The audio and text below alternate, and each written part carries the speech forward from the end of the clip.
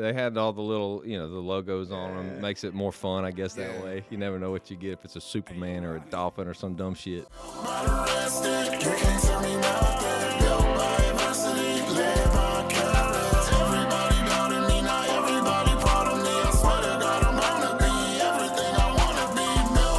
What's going on, world? It's your favorite podcast. Your boys from Built by the Red Stick are back in the studio like we never left. Yes, it's Lord. Almost like we live here, how much fresh content we be bringing them. We do live here. That's why he built the room for us. Yes, Lord. Yeah. Hey, listen, before we get started, y'all make sure to do me a big favor. Do us a big favor. Big favor. Huge. The biggest. The largest. Start the year off giving. Yes. You know what I mean? Yes. Then it sets up the rest of the year for you to receive. Absolutely. In order to keep it, you must give it. Away. And that's why we be here. What they say, give, and it will come back to you. So what are we asking y'all to do? It's not hard. Come on. Subscribe. Come on. Smash it. Come on. Hold like. Yes. Share. Follow. But most important, we've been on the Engage. Listen, I am not engaged, so feel free to engage with Built by the Red Stick. Beyonce said if you like it, then you should have put a ring on it. And they got a bell on the side and it dinged on it. And Bill. Hey, come on, man. I woke up like this. Hey. Listen, we got another fire episode brought to y'all by the fine folks down there at Palmetto. We're going to get a quick word from them, and then we'll be right back at it. This episode is brought to you by Palmetto Addiction Recovery Center, your trusted care for professionals and the boards that support them. Palmetto offers therapeutic approach, therapeutic community models emphasizing responsibility, structure, and peer support. They also have evidence-based modalities including CBT, EMDR, integrated care addressing addiction, mental health, and professional performance pressures, programming built specifically for licensed and safety-sensitive professionals. They also offer medical and psychiatric oversight, 24/7 on-site nursing and medical care with daily psychiatric support, medically monitored services and residential treatment at the ASAM, that's ASAM 3.7 level of care. They also have trauma-informed medical and psychiatric care that prioritizes safety, stabilization, and patient trust. Full-time in-house team of addiction medicine physicians, psychiatric providers, nurses, and licensed therapists. Man, sign me up. Palmetto has been providing for the community for more than 30 years. Palmetto Addiction Recovery Center has been a leader in treating healthcare, legal, and other licensed professionals struggling with substance use and co-occurring mental health concerns. Our multidisciplinary team understands the unique pressures of professional life, the confidentiality required, and the accountability expectations of licensing and monitoring boards. Palmetto provide evidence-based treatment in a safe, discreet environment designed to restore both health and professional standing. But wait, there's more. Multidisciplinary team, coordinated care across medical, psychiatric, therapeutic, and professional recovery teams. Daily team communications to align goals and ensure continuity of care. Seamless integration of medical services, therapy, and professional-specific programming. Staff experience in unique needs of healthcare, legal, and safety-sensitive professionals.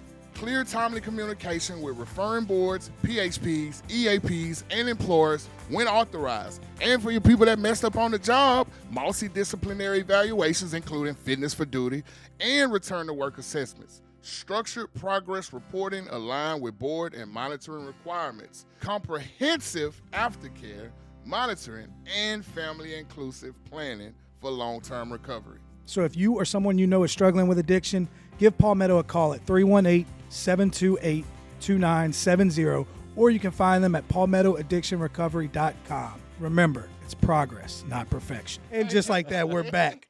We are back at it like, we're back. We got another one in the in the building for y'all.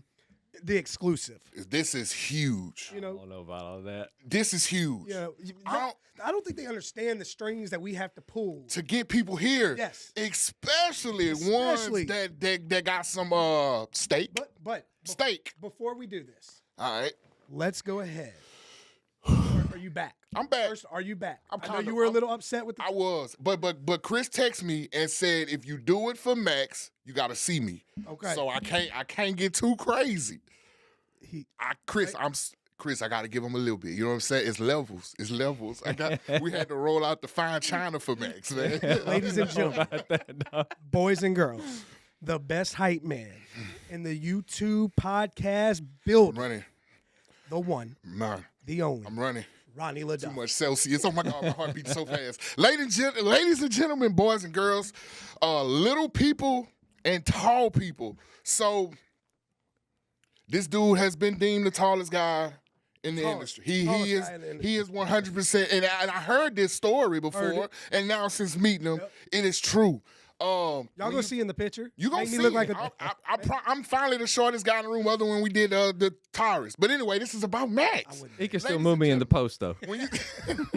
When you talk about growth, right? When you talk about having a heart for this, when you're talking about making tough decisions with impeccable outcomes, when you talk about having a heart for humanity, right? Dude. When you could tell when a system is great and placed by the people they led by. Just a great leader of men. leader of And, men. and from the first time that I met him, I could tell he's genuine. I could tell he has compassion. Compassion. And he finally just brought a new one into the world, but we're going to let them tell you more about it. You know what? If I would have came out of them nut sacks, I'll be okay. Oh, my God. We went there. Ladies and gentlemen, boys and girls, we have Max in the Built by the Red Stick building. I appreciate it. I appreciate it. That was probably the best hype man I've ever had, bro. Listen, that's why, I'm sorry, Chris. I'm sorry. I was going through some stuff. try to tell our followers, Yeah, we was beefing last week because they ain't been watching, they ain't been subscribing. So Chris had to catch a stray, and I just said, ladies and gentlemen, we got Chris in the building. No. So I got to get him back on. No, and give that it to ain't him. right. He didn't even check it out before he came in. I hit the subscribe halfway down here, bro. So. Yes, sir. Welcome, Thank you, welcome. Thank We you for appreciate coming. you. Absolutely. So before we start, tell people a little bit about yourself, who you are, what you do with Palmetto, and then we'll kind of dive into it. Absolutely, yes. So my name is Max Cook. I born and raised in Rayville, Louisiana. Yes, Lord. Shout out Rayville. Absolutely. We got like 3,500 people in Rayville, so Yes, indeed. just a little dot on the map. 3,500 treatment center. No, Yeah, I mean it feels that way these days, it does. But no, so I basically was born and raised in alcohol and drug addiction. My dad was always a part of it from whenever I was born, essentially. And anyway, one thing leads to another, and I kind of find myself just in the middle of it, but not doing full-time in this space anymore. I do some commercial insurance sales as my full-time job, property casualty, life health, all that stuff. You know what I heard? Ching. Not yet. That's the goal, but not yet. He quick to throw some money on people. So the insurance, how'd you find your way into that? Man, dude, it was actually it's kind of a long story, which we got some time, so I'm happy to get into it. But basically, I just kind of took a leap of faith. I was working out at Palmetto, and for those that don't know much about the dynamic there, it is family owned and run. So anyway, I was working for a family, and we just weren't seeing eye to eye on some things, and I was kind of getting frustrated, and just decided to part ways. And so I had a little job lined up in like software sales, and anyway, it fell through at the last second. So I had already quit my job, and then I didn't have that one, so I was panicking, And but I had to do something in my life for the next step, because I was just kind of getting disgruntled, Absolutely. Yeah. And so anyway, I called up one of my buddies, and he had a American National office over in West Monroe. And he hired me on over there, just doing like basic little personal line stuff. And my brother was a client of my boss now at Fourth Insurance Agency. And he called him one day, was talking about his stuff. And my boss asked what I was doing. Levi, my brother, told him he's working at American National. My boss said, "Why in the because he working at American National. Bring him to the home team. And so anyway, he started me on at Fourth Insurance. I told him in the interview, I can't spell commercial insurance. I don't know anything about this. He said, it's all right. So We're going to train you up. Yeah. 2 years in, it's going well, dude. I really am loving it. It's actually, it's pretty cool getting able to run into people you hadn't seen in a long time. Yeah. You know, and like rekindle some relationships that you had totally forgotten even existed at one point in your life. So you know? signing people up for commercial insurance? Yeah. Big but like companies to offer to their employees. Correct. Okay. Correct. All right. Yep. Just had to clear that for the people. Oh yeah. I'm people. All good. And we do personal lines too. You know, we'll do your home and auto stuff like that. But mainly we. But you don't waste your time with us peasants. Like it gotta be. Hey, I ain't picky. I ain't picky, dude. I'm hungry. Quotas up there. What's that? I ain't picky. Like I said, I got a newborn, so I'm trying to put food on the table There too. you go. You know? I need some vision insurance, but I want some meta glasses. So meta glasses. Yeah. Yeah, I don't know. If anybody out there and you need to reach a certain bracket for your donations, I want some meta glasses.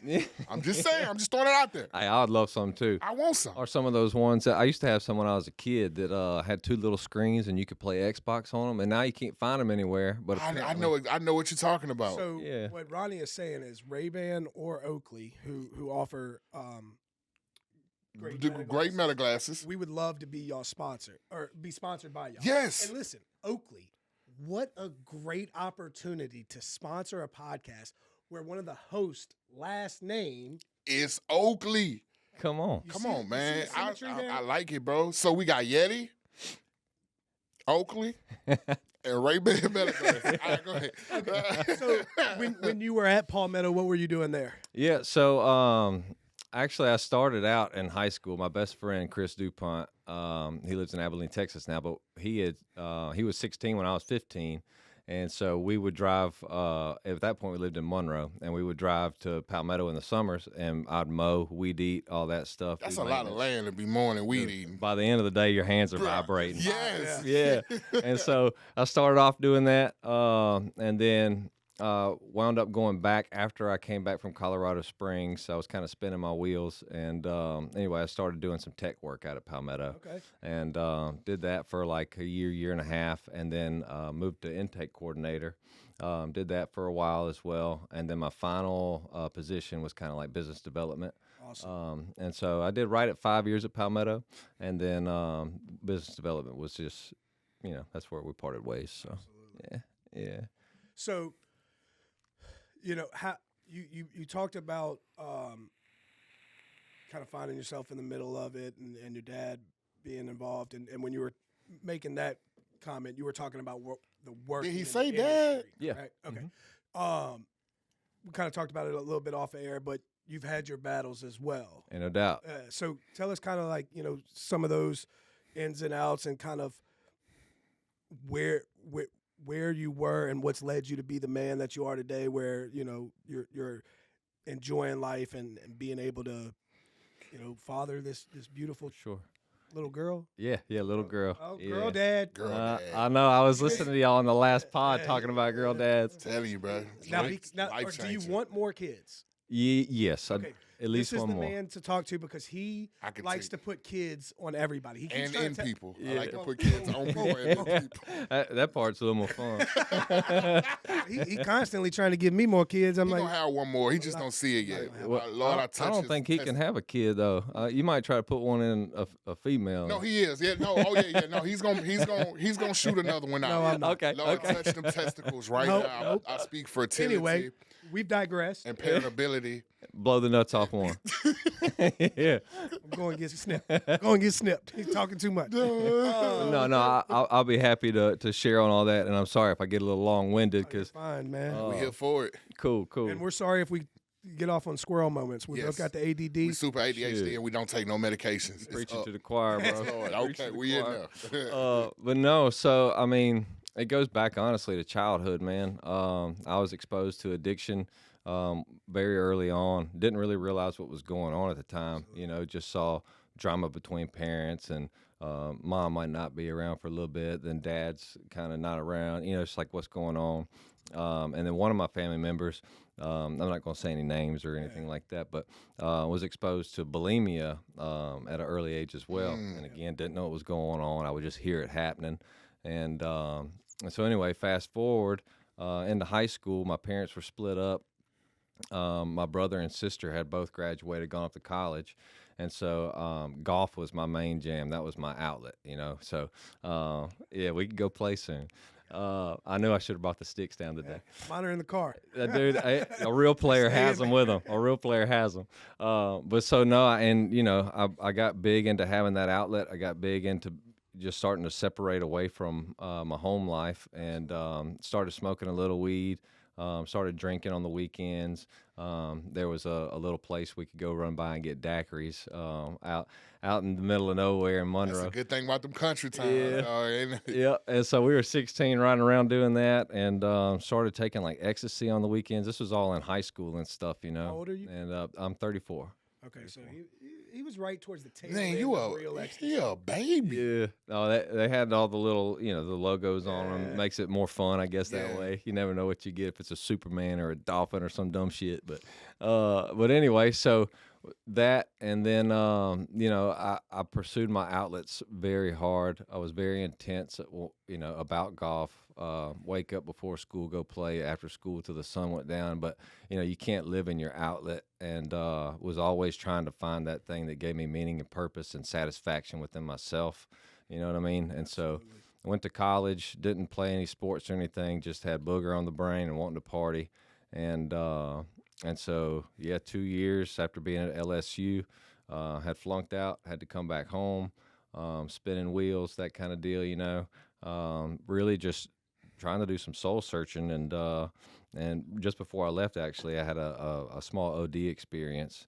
And my buddy found me purple-faced on the bathroom floor, woke up in the hospital, and none of that even fazed me, man. You know, it's you're still searching for that thing. It's like that brings you meaning and brings you purpose, and it's right in front of you the whole time, and you just, you know, don't really realize it. It's because the veil is still over your face. But anyway, I got back to Monroe, finished up school, got a master's degree in psychology, and then Drug addicts who get the master's degree. I know. well, you know, I think we're trying to think of how we can help ourselves. I think. yeah, you know, I think that's more so what it is. It's like trying to get a better understanding of my own life, you know. And so I graduated in psychology and kind of had like intent, but not real intent to go get a PhD. It was kind of being pushed. My mom wanted me to get one, and so anyway, I moved to Colorado Springs. I was thinking about maybe trying to pursue one at University of Colorado Springs up there, and of course I picked Colorado because weed was legal. You know, Shout out Prime. yeah, and so moved up there, which reversed real quick. My granddad and I were real close. He was like a father to me in a lot of ways that, you know, my dad wasn't, which my dad has been a great father. But anyway, when I moved up there, he was getting pretty old, and so he passed while I was up there. I did get to come back and see him before he passed, but man, I just, in that moment, I just had a huge epiphany. You know, I was up there playing drums by myself. I was up there working by myself. I didn't have any real close friends, no family, nothing like that. And shoot, the story of me moving up there was crazy too. I didn't even have a place to go. I loaded up a U-Haul and just went, you know. And second time in a row we done had somebody. But Chris was Chris was disappeared. a traveler. yeah, I was like, I'll figure it out, you know. And I did. I had a real cool setup up there, man. We lived on like this little homestead area. We had garden, organic strawberries and blueberries, and there was a herd of antelope that lived in the backyard. And I mean, it was cool, man. It really was. But was very homesick. And my brother called me one day, and he had just bought the sober livings from Palmetto because they were tired of, you know, that just kind of parting ways, you know. And so my brother was like, man, I'm in over my head. I could use some help. And I was like, man, that's all I needed to hear to move back. You know, I was missing my family so much. So I come back, I put all the weed down, which I had gotten some trouble some years prior in Texas. I tried to move to Colorado at one point. This was right before I got my graduate degree. And on the way back, we had put a deposit down on an apartment. And on the way back, I got pulled over. It was like 2 a.m. I had on some socks that kind of looked like this. My hair was an afro. I had on gym shorts. you know, I look like I fit the bill, you know. Yeah. And so anyway, that was a pretty big sting to my lifestyle at the time, which I needed, and you know, but that was the firm kick in the britches that kind of catalyzed the next couple of years of my life. And so when I came back from Colorado in 2019, is really when I just decided we got to do something different, you know, which, so getting into the sober living, helped my brother with that. My mom was like, what are you actually going to do though? Like, you know, I was kind of studying for real estate exam. I didn't really want to pursue psychology anymore just because I don't know that I have like the true patience, you know, plus it's like, I might have a bad day myself, and I'm not giving my 100% self to somebody else that might need it on that day, you know. So day in, day out, respect to all the counselors out there, because that's an honorable job, you know. That's the only job, one of the only ones I haven't done in that. But I've done it. It's like right there with teaching, man. Yeah, that takes a special type of person. Yeah, sure. You know, you get a good teacher in your life, you never forget that person, or a good basketball coach or whatever, you know. So. Something to be said about that, but yeah, after all that searching and spending time by myself, and was away from my grandfather that last year, it's just I've finally realized that the people that mean the most to you in life are just the ones that love you the most, and that was all down here back in the boot. So, working at Palmetto was great, man. Being exposed to everybody in their individual walks of life, seeing them come in struggling and turn their stuff around, and you know, when you see somebody that actually turns it around, it's the coolest thing ever, bro. It really is. Just we like talk about Stuart. that all the time, bro. It's the coolest, man. No drink or drug has gotten me higher than seeing somebody light come on. It's a totally Life different person. change. Totally different, you know. Yep. And so yeah, it was cool to be able to work with guys like that and be able to fully dive into the addiction recovery space. And man, just the learning and growing that comes along with that was really pertinent and needed in my life for sure. Yeah. So as somebody who isn't directly in the day-to-day, you know, operations of the recovery world and industry, yet you still have your finger on the pulse, and having been, you know, around as a, you know, 16-year-old, you know, cutting grass, and obviously, you know, you have a lot of family ties in there. What do you see as has been some of the changes for the positive through that industry? Yeah. Over the last couple of years, decades. So changes for the positive, and in terms of like just what treatment has done for people. You mean? Not necessarily. Kind of the operations of it. Right. Okay. So you know, I know Palmetto primarily exists as from its origins, originated as a 90-day program. Yeah.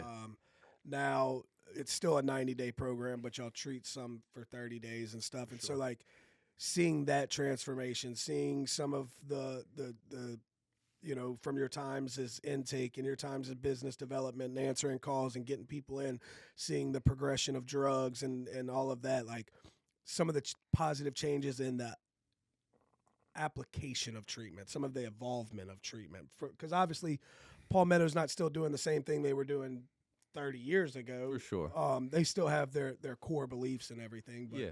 And those programs they're still there. You know, we still have our professional programs, but we, you know, kind of accept mainly all walks of life. Absolutely. You know, unless you just come in punching holes in the wall, you know, then we can't really help you there. But no, it's really changed a lot over the years, especially with the way that insurance works. You know, these insurance companies, they think they know better than licensed professionals, and so with don't get him started. Yeah, please shoot, and now I'm in the belly of the beast. I sell the stuff. You know what I mean? So, but at least you know you're getting a good insurance salesman that's looking out for the customer with that mindset. But no, it you know, in a way, I guess it has helped as far as opening up the door for all folks. But however, I do think the amount of time is not nearly enough. Whereas used to, they would authorize for longer periods of time. and I'm sure the success rate was much greater. It seems like these days you see a lot of repeat customers, which sucks because you want to see them one time and never see them again, except unless they're doing great. You know what I mean? So 30 days, as you know, I mean, shoot, 14 days is just long enough to finally get it out of you and not feel bad.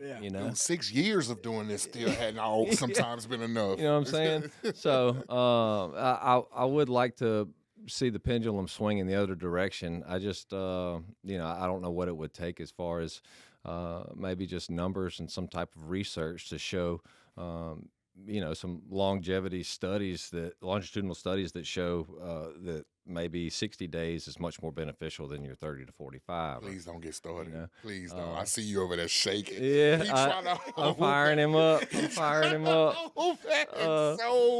bad. We just gonna move.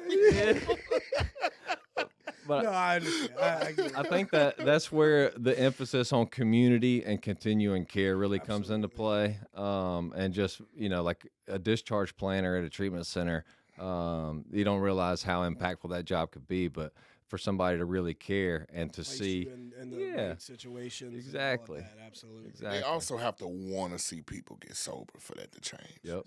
But we're just gonna leave that right there. You starting it too. No, I'm just trying to help you out. I'm just trying to help you out. He's like, he wants to jump in, but I'm gonna stir the pot and then not let him jump in.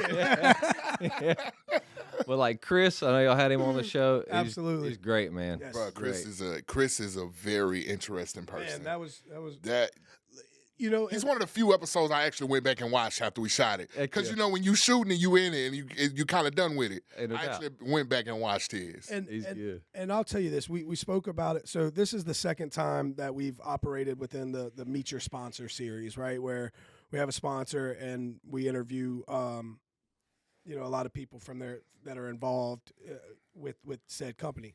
And Ronnie's made reference to it. I'm making reference to it. Like, that's one of the greatest things about this format, so to speak, is like being able to meet the people that are in our sponsors' atmosphere, right? So I know Stu, but being able to dive in and talk with him, Chris and Tyler, like now you, and so like being able to meet the people that have had their lives molded by said place, and then have an impact in what that place is doing to better our community, to better the underserved people. Mm-hmm. It's powerful, and so shout out to whatever they're doing over there at Palmetto. They got some great people. They really do, man. That's and I know that's one of the common denominators everybody says, but I swear our staff is the best, man. Yeah, and it really is like a family atmosphere out there. Anytime I go out for a board meeting or just to check on the place, it's like I can't get out of there because I'm talking to everybody. And but I look forward to it. I look forward to going out there, hugging everybody's neck, shaking their hands, dapping them up. So 34 insurance, and we kind of previewed it. But new to father life. How is that going? Man, it has been a whirlwind. So I know you're a golfer as well. The week that she was born, I was playing down at TPC, Louisiana on a little deal with my buddy. It's so beautiful, dude. It's fun, too. It is. It's not as hard as I thought it was going to be. I mean, it's long. It is long, but there's not, The greens are a little tricky. Greens are tricky. It's like you can't hardly get a good read on them. We'll get you out there. I've tried. Nah, it's not for me, dude. Tiger Woods is an anomaly. I promise. Not all of us are like that. So you're playing TPC. Like that either. Yep. And we finish up driving home Sunday evening. So Lily's, what's her name's Lillian Jane. That's what we named her. Her due date wasn't until 1/1. And so in my mind, it's no big deal. I'm going to play golf. And I told Laura, that's my wife, of course, if anything happens, call me and I'll be back, So I'm driving up Sunday evening, just regular, wake up Monday morning, headed to work. Laura, she comes in the room. She's like, I think I may have peed in the bed last night. And I was like, uh-oh. I said, well, maybe you ought to go get checked out, And so she's getting ready to go. I get to work. Not sooner than 5 minutes, I step into the office. She calls, says she's cramping up.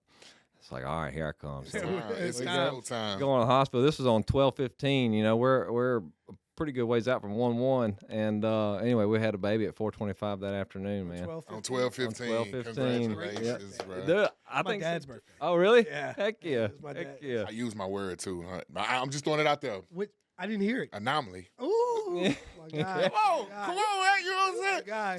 So due to Palmetto being so prestige and like uppity and like upper echelon and like bougie, he challenged me to use a word of the day every episode. Okay. And so I just used it, anomaly. There you go. And you have to use it in the right In the right context. context. And then give me a definition or a meaning. You don't have to give the definition, but a meaning. But I used it in the right context. A meaning. I mean, he's a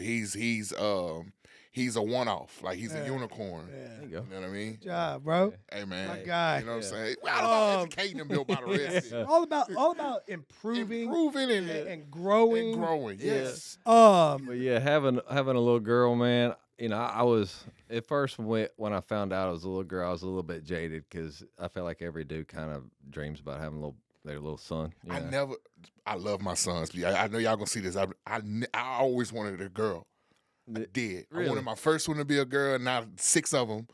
It's 3 girls, 3 boys. But yeah, that's crazy. you coming? You gonna catch me? Yeah, no. I can see it in your eyes. You ready for another one already? Hey, I'm the type that gets a dog for the dog. So, you know, I just want him to have a sister or a sibling, you know what I mean? But it's been a true blessing, man, having a little girl. Yeah. And, you know, they talk about that moment that it, like, hits you, you know, like when it didn't hit me until a few days after the kiddo was here because I was in the delivery room holding Laura's leg, pushing when she was pushing. The nurse was laughing at me, you know? Yeah. And then they took a picture of me when it was all said and done. I looked like I just got out of a war zone, like, you know, in shock. But we got home 3 days later. I'm sitting there rocking her.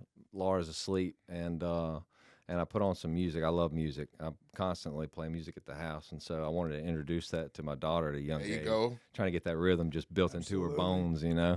And anyway, I'm just sitting there holding her, and I put the music on, and I could tell that some relaxation came over, and she was just staring at my face, dude. And that's when it really hit me. It's you. I've been trying to tell him because he got 2 boys, and I know he loves his boys to death. He a great father. I'm not saying that, and I love my boys to death.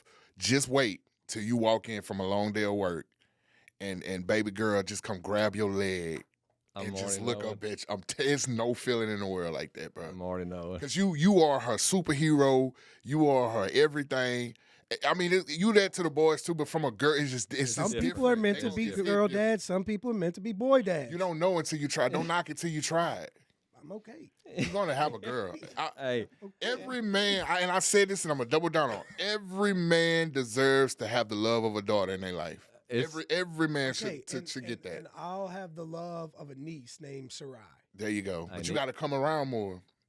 You did pull up. You pulled up. I tried to pull up this weekend. Knock on the door. You could have got me out. You could have got me out of bed. I was hurting. you're headed to the golf course. So you don't play golf. I know. This was after church. This was after Okay. church. His church is like right across the street from Hey, my you house. slept through church? God know my heart. Heard on that. Heard on that. Ain't no doubt. You know, so I'm really, you know,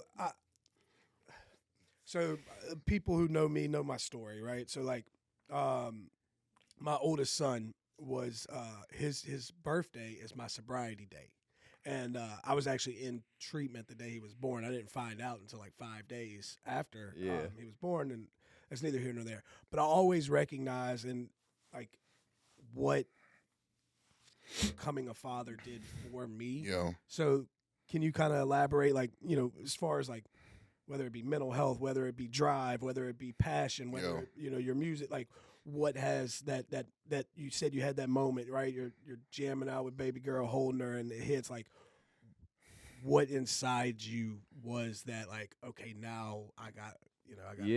Yeah, for sure. So, you know, it may be a little different than most as far as this way of thinking goes, but I've always I got big into like Buddhism for a while and was learning a lot about just like the finite amount of time and you know, how energy's transcended and anyway, the impermanence of things is kind of what is a big focal point in my life. How the moment will pass and that moment's gone, and then the next moment's coming up. And you better get ready, you know. Yeah. So when I'm sitting there looking at my little girl, I'm just thinking like, I'm dancing with her with that music. Like, this is the first time I've danced with my little girl. I'm gonna be thinking about this one day when she's getting married, and that'll be the first time I dance with her. That's the last time, the first time that I've danced with my daughter. So in that moment, it was like, man, it really feels like 97 is 1 week away from right now. You know, it's like the finiteness of time is so concrete now that it feels like I have to seize every moment. So, you know, getting up, driving down 3 hours, come do this podcast, like, let's do it, you know? Let's do it. So, and probably, I don't know what I was going to get to this. I don't know what the first month's been like. Sleep's far and few between sometimes. It's hit or miss for sure. It's hit or, I will say, respect to my wife, though. She is a trooper, man. So she's pumping. Which, you know, that already breaks it up. Mm-hmm. And then right now she just started nurse practitioner school last year of nurse practitioner school. Shout out wifey. Yep. I know. I'm her number one fan. So yes, yeah. You trying to retire? You already know. I'll be a stay-at-home dad. Yes, there you go. But no, so she's been feeling the burn a little worse than I have. But getting up at 5 is now solidified in my circadian rhythm. Yeah, you ain't sleeping late with no kids. No. It's over. No. It's over with. Yeah, it's over with. And you'll find this out.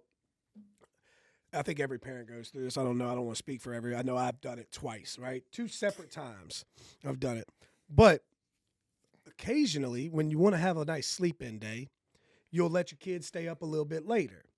Well, then you find out, and I made this mistake twice, that no matter how late they sleep, they up. No matter how late they stay up, they're going to wake up at about the same time. So I got into a rhythm. I put my kid down to bed really early because I know he's going to wake up early no matter what. That's a good call. No matter what. So it's 6 o'clock. He bright-eyed and bushy-tailed, ready to watch Mickey Mouse Clubhouse. It makes sense why we had an 8 o'clock bedtime when we were kiddos. Now I see. You know, put him to bed. I find my peace because I've always been an early riser, and so waking up early is not a problem. But like being able to have that solitary moment to yourself to reflect on the day and all of that, it's important to me. So I have that time after bedtime, so I can instead of early in the morning. Ain't no doubt. Yeah. No, the early mornings have quickly become my favorite part of the day, though. Dude, you know what I'm starting to like? Showers in the mornings. I've never been a morning shower person. Come on. I've always been a morning shower person. I haven't. Until I don't know his name, but he's all over like TikTok or YouTube. You watch him take showers in the No, listen. He's like a scientist. Bill Nye. No. Andrew Huberman? Why you rolled your eyes at Bex like that? I don't know his name. What he did? I have no clue who is. Is it black fella? No, it's black guy. It's not like Neil deGrasse Tyson or something, huh? I wouldn't even have a clue. Okay, word. I wouldn't have a clue. Is he light skinned? I have a clue. Do he look like me? Either way. How you know he's black? Because I've seen him. Yeah. Seen him. But he said that taking a shower in the morning is actually terrible for you. I know exactly who you're talking about. He got like the little fro collar, small fro, bright light skinned dude. He got some crazy Why would that be? Because it shocks your it makes your heart rate like speed up and everything. Because your body it hasn't fully like warmed up yet. Yep. And so whether or not you're getting in a hot shower or your like operating temperature hasn't got to regulate yet. So whether it's a cold shower or a warm shower, either way, it's your body is now having to race to get to a temperature, making your heart beat faster. I seen that. Okay. That's his name. You said his name. Andrew Huberman? No, the last one. Neil deGrasse Tyson? I think that's his name. Like I said, I've never actually even looked at his name. I see him all the time. He got some crazy takes, though. He does. He got some crazy takes. Yeah, I didn't know he touched on that space. And it's even crazier because a big push in the health world is cold plunges. Oh, man. Yeah. And so, like, it kind of contradictory to me, so I don't know what it I know it well. From my understanding. understanding. Cold plunge guy?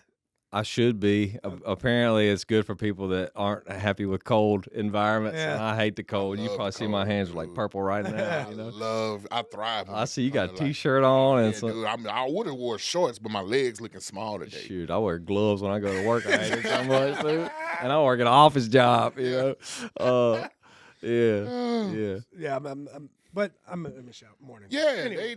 they nice, bro. Kind of get your day started. You know what I'm saying? Yeah, Wake no, you up but a little to bit. that though, the circadian rhythm. So one of the indicators that makes you sleepy or makes you awake when you're at your deepest point of rest, your body, once you get beyond that point, your body starts to starts to heat up. Okay. So that's why they say cold plunge in the morning is supposed to, I guess, kickstart your body into heating up. That's where like the dopamine rush comes from. Absolutely. And then in the evenings, they say that's why the sauna is good, is because it indicates your body needs to start cooling down, which is I guess in tandem with your circadian rhythm to make you sleepy. Well, a great friend of the show, former Palmetto employee. Oh yeah, loves Mr. a good Greg. Cold plunge. Yeah. Mr. Greg. Oh yeah, the he best does. swimmer on both sides of the Mississippi. I know it. I He's like keep a telling fish. him that. Yeah, he swims, Yeah. boy. So, with what's next for Max, right? So, you've found yourself on the board at Palmetto. You found your full-time job. You've found this new experience with raising a daughter and being a new father, and wife's in school and all of that. What we have coming on the horizon? For sure. So, to that, before I even go, I keep my expectations on the ground. Absolutely. You know, each day I wake up and I'm just very operational. I just do what needs to be done in the moment and that kind of deal. But as far as, I guess what I can foresee happening, obviously I want to be there for my wife so she can get her school in and, do well in that regard. She's kind of a perfectionist. So get her through that, get her working. Hopefully, which we're renovating Palmetto. We've gotten 2 cabins done. So Stu broke that news. He did break that Broke news. the news. Yeah. Y'all getting a new little reno done. huh? yeah, we're That's trying. exciting. Yeah, absolutely, and it's been much needed, Yeah. And so I'm sure. I think the second one that we just got done, he's supposed to be putting some videos, pictures online and stuff, so people can kind of see what we're doing out there. And so anyway, continue to do that. Continue to improve some things at Palmetto. And then also, I don't know if Stuart mentioned to you, but we just beginning working on a project called Pathfinder Recovery, and Exclusive. yeah. Cue the exclusive music. Dun-dun-dun, It's, dun-dun-dun. the word hadn't gotten out just yet, I don't think, but it's starting to. It'll be a 3.1 facility in Shreveport, Louisiana. And so basically, for those people that don't know about the ASAM levels of care in Louisiana, 3.1 would be a lower level of care than like your 3.5 or your 3.7. Right. So Palmetto's a 3.5. That's your intensive. You stay there. You get 20 hours of counseling a week. Absolutely. Whereas this would be kind of like a more structured, sober living. People that are on Medicaid can use their Medicaid towards paying for it. And, a lot of times people getting out of treatment, I know, me personally, didn't have a ton of money to just go and pay rent at a sober home. And, Absolutely. you're worried about, I don't have a job, this or that. So Yeah. it is a way to help people get on their feet again. And it kind of seems the direction that recovery is heading, just because it allows for that long term to get your feet underneath you. Yeah. You know what I mean? So for those of y'all, most people will probably know, but halfway house, Mhm. similar is what 3.1 live on campus, but you're allowed to through different. For most places, I'll say, through different achievements and through different levels, you're allowed some freedoms to go off campus and get work and things like that. So that's Yeah.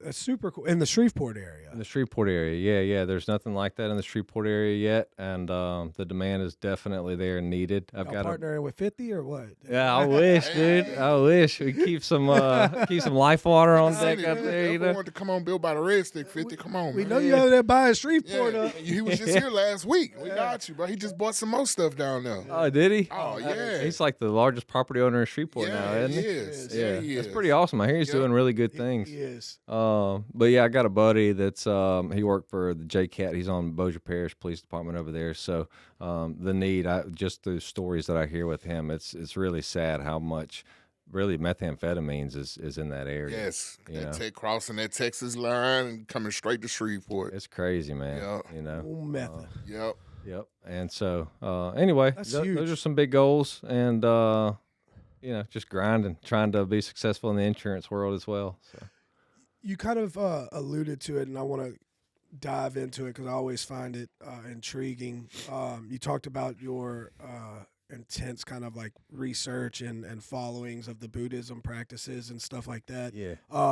Do you still operate within that, or is there spiritual? What kind of spiritual background, if whatever you're comfortable getting into? Yeah, absolutely. You operating in these days? Yeah, so you know, I wouldn't say that I'm religious by any means. To an extent, you know, pick and pull kind of things that mean something to you from Christianity, Buddhism, or whatever you may hear and see.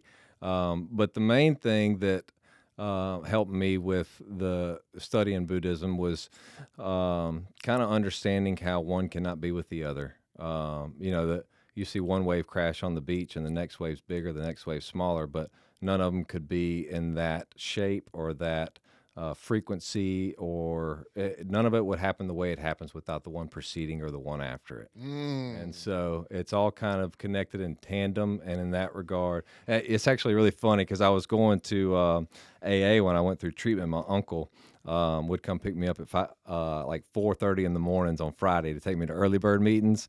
And I remember we were sitting in there, and he would always slap me to share whenever it got quiet. And so the topic was higher power, and I was kind of talking in this meeting about how you know, energy is neither lost nor gained. I was running a lot at the time, and I would put my hand on a tree a lot of times before I ran and just kind of pray and understand that energy is the same energy that's flowing through me, this and that. My uncle calls my sister after the meeting and says, "Your brother thinks God is a tree." It's like that's not really what I was getting at. You know, but no, I think that in itself, the impermanence and understanding how, you know, these moments are so finite, and without, you know, you guys here, heck, I might not be sitting here. The butterfly effect is super real. Absolutely.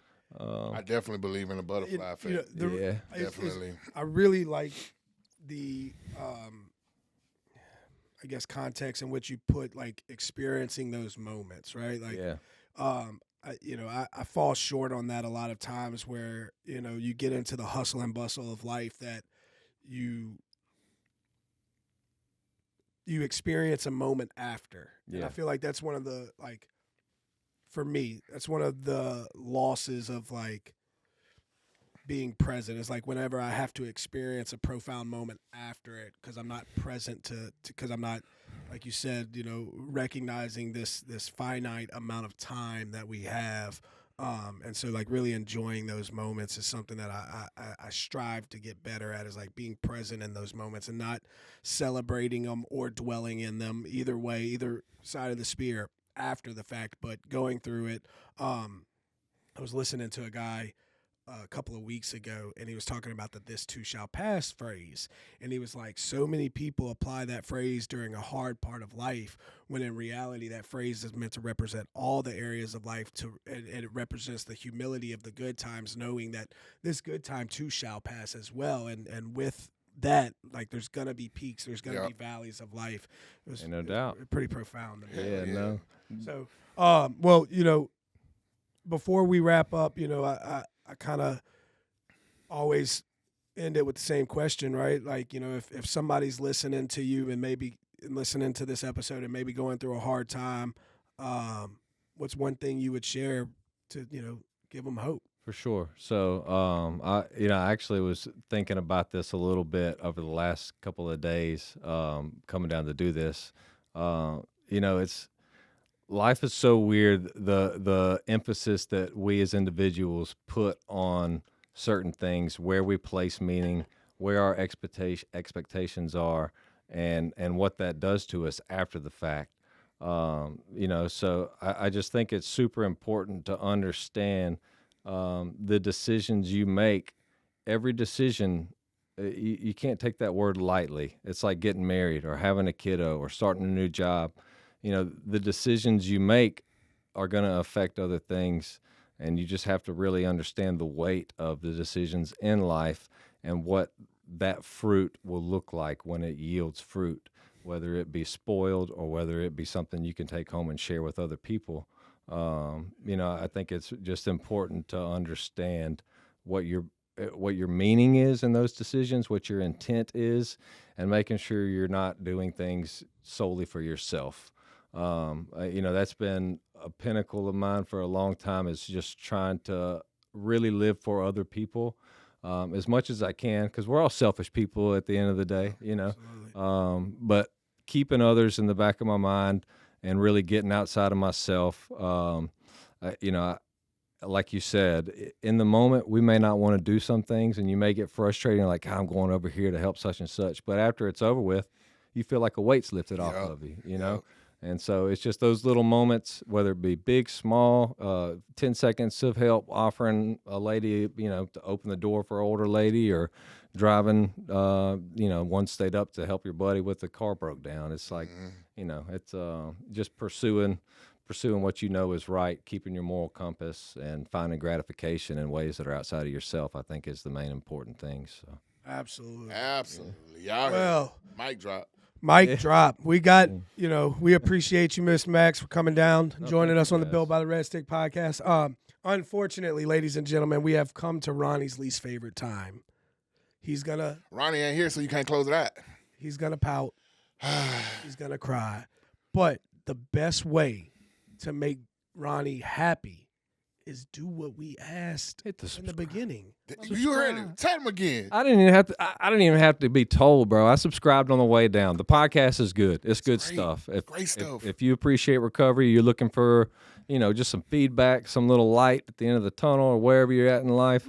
That's a way to get outside of yourself and just hear some experiences of other people. So You could have said it out better. That's it, right? But no, again, I want to double down on it. Thank you so much for driving 3.5 hours to be here with us. That is amazing.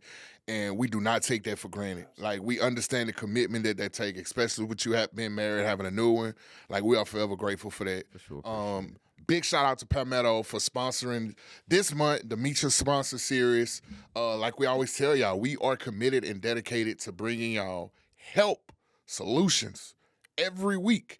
Tell them how they can reach Palmetto if somebody is struggling, or, you know, they're interested or want more information. Absolutely. So 318-728-2970. You ask for intake, either Teen, David Flickinger, or Tyler. Either one of them will answer the phone. Stuart's got his cell phone on him. If you know me personally, really, you can call any employee out there, and we will bend over backwards to try and get you some help. There you go. So if you or somebody you know is struggling with drug or alcohol abuse, mental health struggles, please reach out. If you can't reach them, you can reach me, Ronnie LeDuff, on Facebook. My number's all over my Facebook page. You can reach him, Michael Axelrod Oakley, on Facebook. You can reach us at www.builtbytheredstick.com. You can reach us by email, builtbytheredstick@gmail.com. Any platform, Built by the Red Stick, Instagram, Facebook, TikTok, YouTube. We are readily available and willing to help. And that's the first step. That's it. That's the first step. That's the only step. Be willing to ask for it. That is the most important step. That's it. If you ask for help, we will carry you the rest of the way. Allow us to love you until you can love yourself. Amen. When I say we are real people with real issues that really want to help you find a solution. Amen. Until then, after you subscribe, like, share, engage, we'll be back at the same time, at the same new place, with the same producer. Built by the Red Stick, built by adversity, led by courage. We love y'all.